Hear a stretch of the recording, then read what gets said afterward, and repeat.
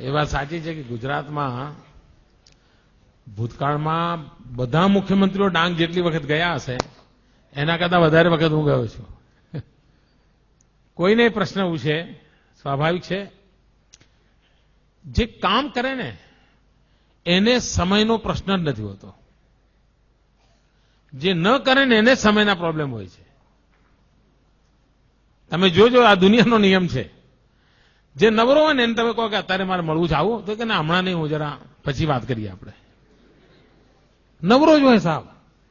અને જે કામ કરવું હોય કે એમ કરો ને ભાઈ, તમે જો 9 વાગે આવી જાઓ તો 9 ને 9 ની 5 ની વચ્ચે આપણે એડજસ્ટ કરી લઈશું, બેસી લઈશું, તમે આવી જજો ને. ખરેખર જે કામ કરનારો માણસ હોય છે એને સમયની ક્યારેય ખોટ પડતી નથી. ભરપૂર સમય છે આપણી પાસે. આપણને સમયનો ઉપયોગ આવડતો નથી. વિદ્યાર્થી મિત્રોને મારી વિનંતી છે કે જો તમને શક્ય હોય તો બેન્જામિન ફ્રેન્કલિનનું જીવન વાંચજો. એ અમેરિકાના રાષ્ટ્રપતિ હતા. આમ તો જીવન ચરિત્રો વાંચવા જોઈએ, પણ એમના જીવન ચરિત્રના અંદર વિશેષતા છે.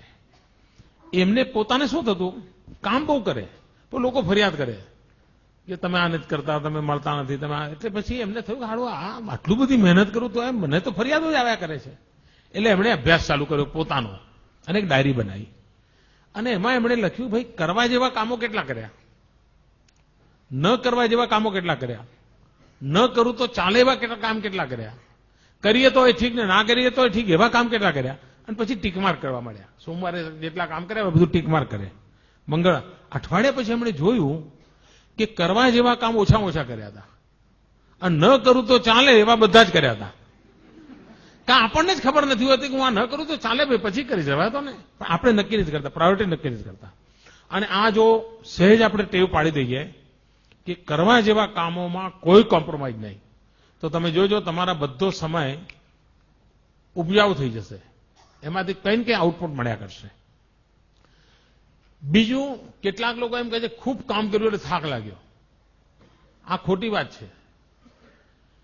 ખૂબ કામ કરો એટલે થાક જ ના લાગે.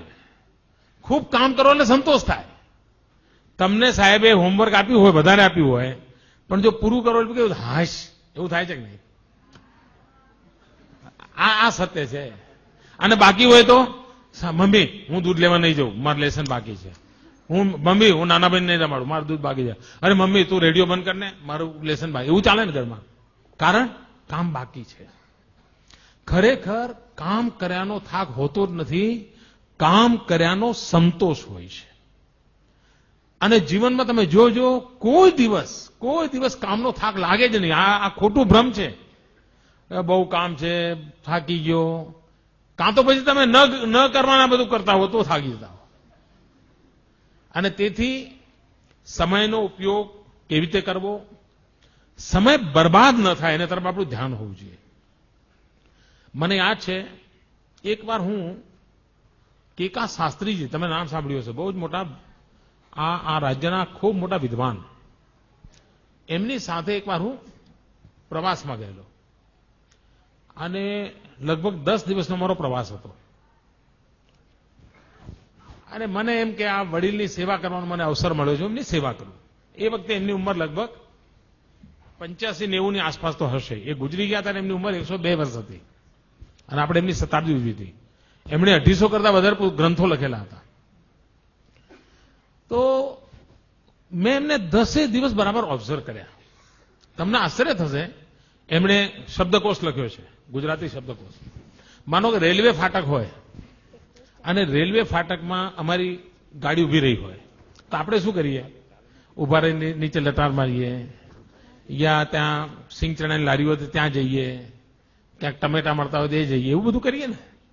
મેં જોયું કે જેવી બસ ઉભી રહી નથી કે પોતાના થેલામાં ચોપડો કાઢ્યો નથી, તરત આમ લખવાનું ચાલુ જ કરી દે અને ફરી પાછી ફાટક ખુલે અને બસ ચાલે પછી અમને મૂકી દે. મને એમ થાય કે આ માણસ સમયનો કેટલો બધો ઉપયોગ કરે છે. રાત્રે ક્યાંય પહોંચવાનું હોય, ધર્મશાળામાં અમે ઉતરતા તો હું એમના માટે કે પથારી લેવા જઉં, એ પહેલા તો પોતાનું જે થેલો હતો એનું ઓછું કરીને સુઈ ગયા હોય. મારે એમને રાત્રે ઉઠાડવા પડે, કશું નહીં, કોઈ અપેક્ષા જ નહીં. ત્યારે હું જોતો હતો કે આ વ્યક્તિ આટલું બધું કામ કેવી રીતે કરી શક્યા હશે. સમયનો એટલો અદભુત ઉપયોગ કરતા હતા એ. મેં એટલા આમ, અને બારીકાઈથી મેં જોયું છે ને. અને મને તાજ્જુબ હતું અને એમના જીવનક્રમની અંદર પૂજાપાઠ, લેખન, વાંચન આ ચીજમાં કોઈ 1 મિનિટનો ફરક નહોતો પડતો. અને 10 દિવસનું એટલું હેક્ટિક શેડ્યુલ હતું. એ ઘરે રહીને જેટલા કામ પૂરા કરતા હતા એટલા જ કામ એમણે પ્રવાસમાં પણ પૂરા કર્યા. એટલે મારા મન પર એની અસર હતી. અને 85-90 વર્ષની ઉંમર, આપણા ઘરમાં આપણા દાદાજી 85-90 વર્ષના હોય તો શું કરતા હોય તમને ખબર છે ને? આ 85-90 વર્ષની ઉંમરે અને 103 વર્ષ જીવ્યા. જીવનને કેટલું પરફેક્ટ એમણે રાખ્યું હશે એનો તમે અંદાજ કરી શકો છો. તો સમયનો સદુપયોગ આ મંત્ર લઈને જો ચાલીએ, કરવા જેવા કામોને પૂરા કરવાનો આગ્રહ રાખીએ, કામમાં આનંદનો ભાવ અનુભવીએ તો આપણને ચોક્કસ પરિણામ મળે.